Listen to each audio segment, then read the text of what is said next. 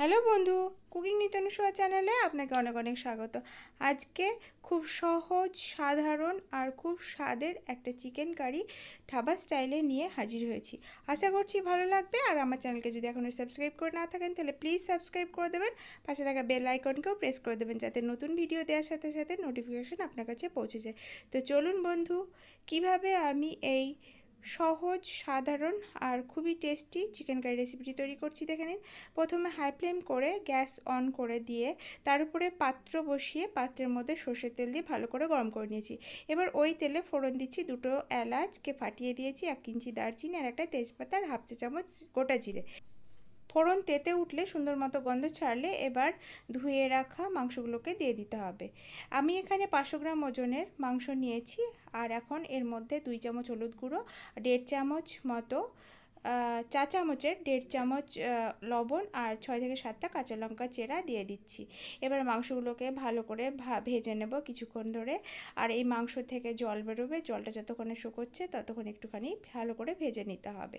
তো আমার মাংসটা কিছুক্ষণ ভেজে নিয়েছি আর একটু একটু করে জল ছেড়ে যাচ্ছে। মাংসের ভিতরে যে জল রয়েছে ওই মাংসটা জল ছাড়ছে। আর এখন এই অবস্থাতে আমি এখানে পেঁয়াজ দিয়ে দিচ্ছি।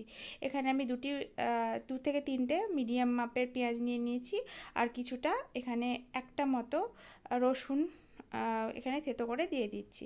এবার পেঁয়াজ আর রসুন যতক্ষণ না নরম হচ্ছে ততক্ষণ মাংসর থেকে যে জল বেরোচ্ছে সেই জল দিয়ে ভাজতে হবে।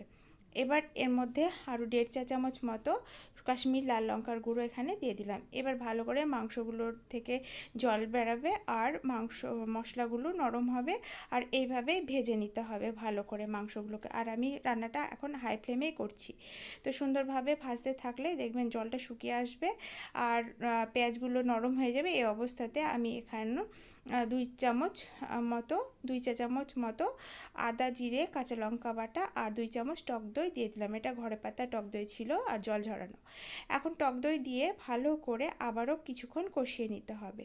কিছুক্ষণ কষানো হয়ে গেলে তেল ছাড়া ছাড়া হয়ে যাবে। দেখতেই পাচ্ছেন কতটা সুন্দর লাগছে, বেশ লোভনীয়। আর এটা আমি চিকেন কষা অবস্থাতেও, এটা চিকেন কষা মানে প্রায়ই হয়ে গেছে। আর এই অবস্থাতে আমরা সুন্দরভাবে এটাকে খেতেও পারি। তো ভালো মতো যখন তেল ছেড়ে যাবে, সমস্ত মশলা সফট হয়ে আসবে, তখনই জল দিয়ে দিতে হবে। চিকেনের লেয়ার বরাবর জল দিয়ে দিতে হবে, দিয়ে ভালোভাবে ডুবিয়ে দিতে হবে নাড়াচাড়া করে।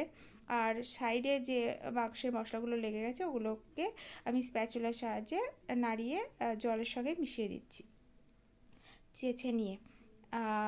এবারে ভালো মতো কিছুক্ষণ ফুটতে দিতে হবে। যখন ভালো মতো ফুটে উঠবে তখন ঢাকা দিয়ে দিতে হবে। আর ঢাকা দিয়ে বাকি মাংসটা কুক করতে হবে। তো সুন্দরভাবে তো এমনিতেই কষানো হয়ে গেছে মাংসটা। আর এরকম করে এতটাই জল দিতে হবে, লেয়ার বরাবর দিয়ে কিছুক্ষণ ফুটতে দিতে হবে। এবার দেখুন সুন্দরভাবে ফুটে উঠেছে। এবারে আমি ঢাকনা দিয়ে দেবো আর 10 মিনিট মতো রান্না করব। গ্রেভিটা একটু কমে আসবে আর সুন্দরভাবে সেদ্ধ হয়ে যাবে মাংসটা। তো চিকেন এমনিতেই তাড়াতাড়ি রান্না হয়ে যায়। তো আমার 10 মিনিট পর ফিরে এলাম। দেখুন আমার গ্রেভিটা অনেকটাই কমে এসেছে। এবার আমার চিকেন কারিটা প্রায় হয়ে এসেছে। এবার নামাবো তার আগে একটুখানি নাড়াচাড়া করে দিলাম। এবার এর মধ্যে আরও কয়েকটা কাঁচা লঙ্কা চেরা আর কিছুটা ধনেপাতা কুচি দিয়ে আর মিট মশলা 1 চা চামচ মতো দিয়ে দিতে হবে। ভালো করে নাড়াচাড়া করে মিশিয়ে দিতে হবে। ব্যাস, আমার খুবই সহজে টেস্টি চিকেন কারি পুরোপুরি তৈরি ধাবা স্টাইলে। আর এখন ফ্লেমকে অফ করে দিতে হবে, দিয়ে কিছুক্ষণের জন্য ঢাকা দিয়ে রাখতে হবে 2 মিনিট মতো। 2 মিনিট পর ঢাকা খুলেই সুন্দর একটা স্মেল আর খুব সুন্দর স্বাদের একটা চিকেন কারি তৈরি হয়ে যাবে। তো বন্ধু, এইভাবেই তৈরি করে খান আর আমাকে জানান কেমন লাগলো। ভালো লাগলে লাইক শেয়ার সাবস্ক্রাইব করে আবার পাশে থাকার অনুরোধ রইল। তো বন্ধু, আবারও একটা নেক্সট ভিডিওর সঙ্গে আপনার সঙ্গে দেখা হচ্ছে। তো ততক্ষণে দেখতে থাকুন আর সঙ্গে থাকুন। আমার ভিডিওটি দেখার জন্য আপনাকে অনেক অনেক ধন্যবাদ।